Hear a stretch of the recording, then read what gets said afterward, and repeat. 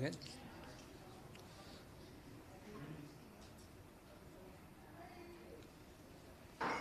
Okay, great. Well, welcome everybody. Thanks for joining us this afternoon. Really always appreciate the chance to interact with you all and make sure we're getting information out to the public. So thank you for your partnership. As part of our commitment to a fresh start in this administration, and one of our goals is really to restore confidence in City Hall. And so one of the ways that we're working towards that is by making sure that we're sharing information, keeping people informed, through conversations with the media like this, and then ultimately improving processes to public-facing services. So there's a few updates I'd love to share about some of the service enhancements that we are putting in place to better serve the public. The first thing I want to talk about are the Richmond Ready alerts. So we have a new system for communicating emergency notifications to people. It's called the Richmond Ready alerts, and it's designed to deliver prompt, dependable notifications during critical incidents and emergencies, like a water crisis. But also like severe weather or fires or floods or missing person notices. There are things that we want our public to know about, and we want them to sign up for Richmond Ready alerts and make sure that they get those push notifications. There's a lot of different ways people can interact with this. They can get text alerts, email alerts. There's a web-based app, or through they could actually get phone calls as well. So lots of different ways to get notifications through Richmond Ready alerts. People can learn more about the system by visiting rva.gov/Richmond Ready alerts. So I would encourage as many people as possible to go to rva.gov/Richmond Ready alerts, put in your information, and that way you'll get up-to-the-minute info on emergent announcements as they come out.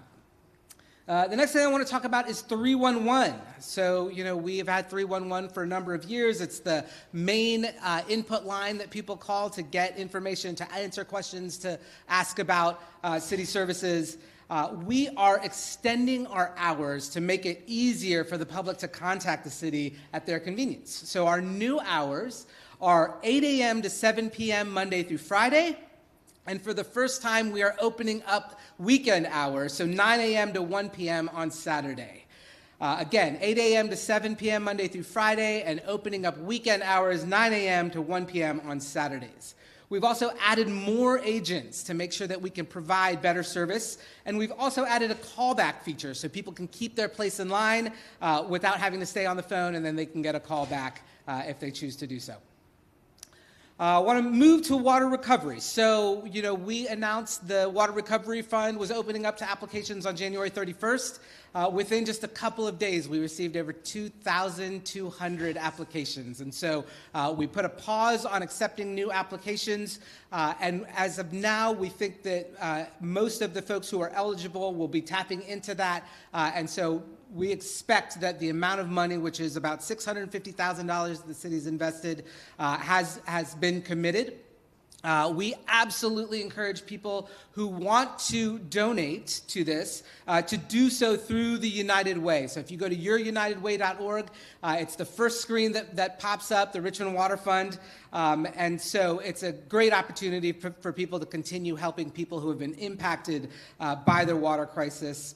The way that the fund works is people's applications will be vetted for eligibility based on an outstanding bill for housing, for childcare, healthcare, and a number of other qualified expenses. And so we have a team that's working through that eligibility criteria, and then they will pay those bills directly through the fund. On the topic of water recovery, I also want to share that in this current fiscal year, we are implementing temporary position control standards. So what that means is that, typically departments have had the flexibility to go ahead and hire and manage budgets internally. As we look at the financial impacts of this water crisis on the overall city budget and think about these final 5 months of the fiscal year, we want to make sure that we are doing everything we can to steward the dollars well, to not run over our budget. And so now we are instituting position controls, which just means that position hiring will have to run through the CAO's office, and that we're really going to slow down and only really focus on hiring mission-critical positions while we make sure that our budget is in good shape as we head towards the end of the fiscal year. All right, I think with that, I'm happy to take questions. Starting with Madison.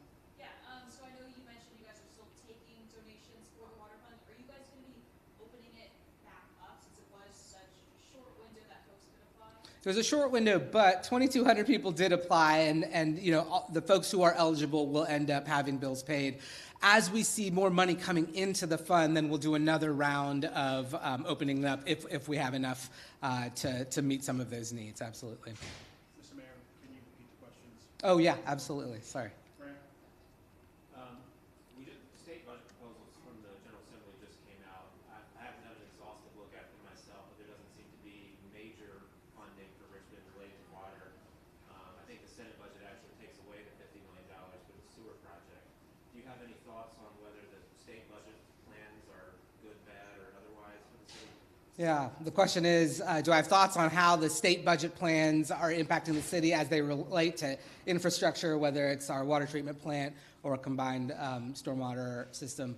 I've been working closely with our Richmond delegation. They've been giving me real-time updates. I think we still have some work to do to go and meet with folks in the second half of this General Assembly and help them really understand the importance of investing in infrastructure. To some degree, I understand, the state wanted to see more information, to have the after-action reports and the investigations completed before making commitments. Totally understand that, but we'll continue to work with our state partners.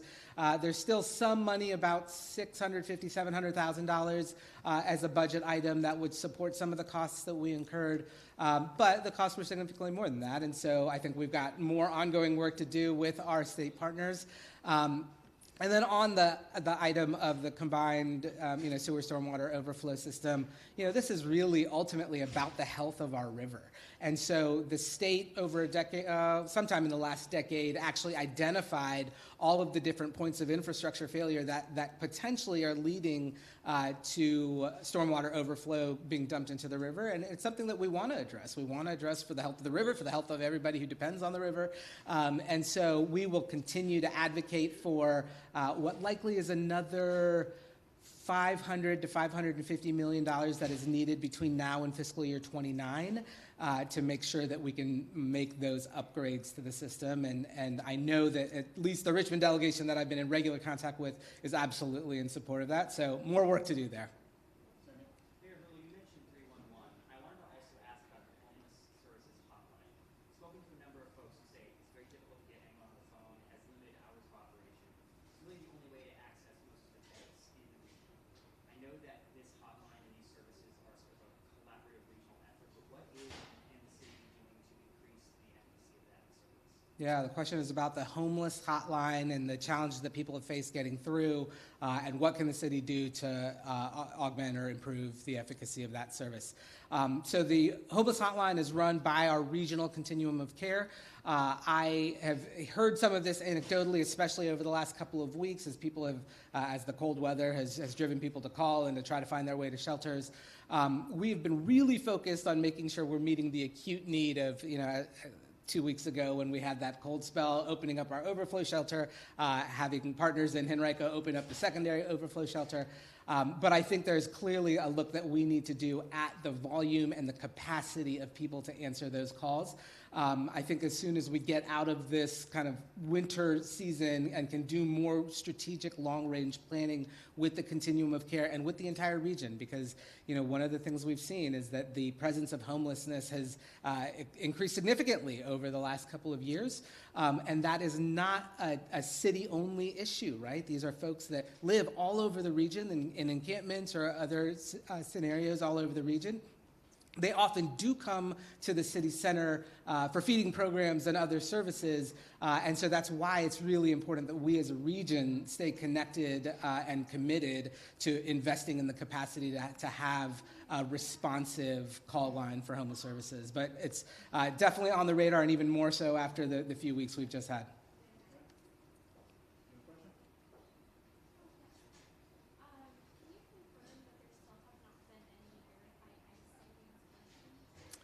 The question is, can I confirm that there have not been any verified ICE sightings in Richmond? So we have had a couple of conversations with federal partners trying to get information on like when is ICE actually, doing their work in the community. I want to reiterate that we, as a Richmond police force, are not working in concert with ICE, that we will not commit our police force to do the work of the federal agents. I do know that the federal agencies have ICE have at the president's direction, partnered with other federal agencies that have offices on the ground like the FBI and DEA.